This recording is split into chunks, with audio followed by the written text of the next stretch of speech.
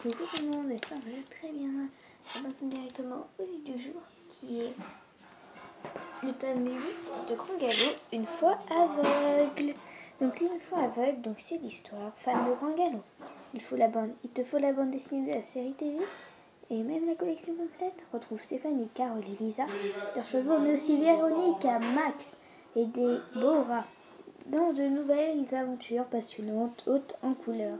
Tout le charme du pain creux est dans cette BD, qui te fera sourire et connaître encore mieux tes héroïnes et leur monture préférée.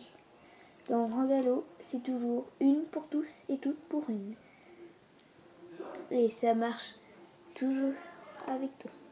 Donc passons directement au livre, mais de ce que parle le livre, donc c'est Le pain creux accueille pour une journée les jeunes aveugles de l'école Jarvis. Parmi eux, Jenna devient vite amie avec Lisa, Stéphanie et Carole. Cependant, sa mère, très inquiète pour elle, l'empêche de faire du cheval. Comme un tas d'autres choses ailleurs. Et les filles de Grand Galop ont bien l'intention de changer cela. Elles préparent une balade à cheval avec elle.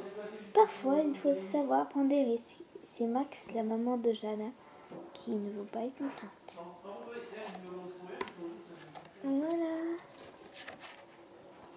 Voilà.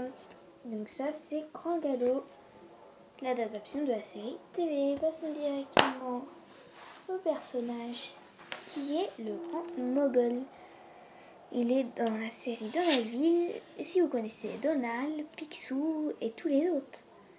Film des jeux de flingue, plus connu sous le nom de Grand Mogol, Grand Mogul en VO, titre du souverain de l'ancien empire Mogol en Inde. N'est pas sans évoquer Phileas Fogg, le héros de Jules Verne. Aussi costaud que généreux, ce canard aux innombrables médailles et titres honorifiques dirige la troupe des castors qu'il apprécie à sa juste valeur. Et ils ne sont pas les seuls. Après sa retraite, Karl Bax le convoque de plus en plus souvent. Il en fait même peu à peu un personnage incontournable de la protection de la nature. Donc voilà, sa première apparition est les Trésors de Picsou, né 53 en 1951. Petite info sur aujourd'hui la Tour Eiffel. Alors, en novembre 1889, à la fin de l'exposition universelle, il faut détruire les pavillons construits pour l'occasion.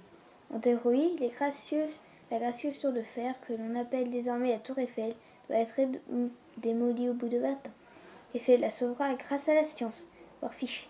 Après quelques déboires personnels, il préfère se consacrer à la recherche. Il s'intéresse depuis longtemps à la météorologie et à l'aérodynamisme. Et comment cela va finir? Je vous propose de découvrir ça dans la prochaine vidéo. Toujours plus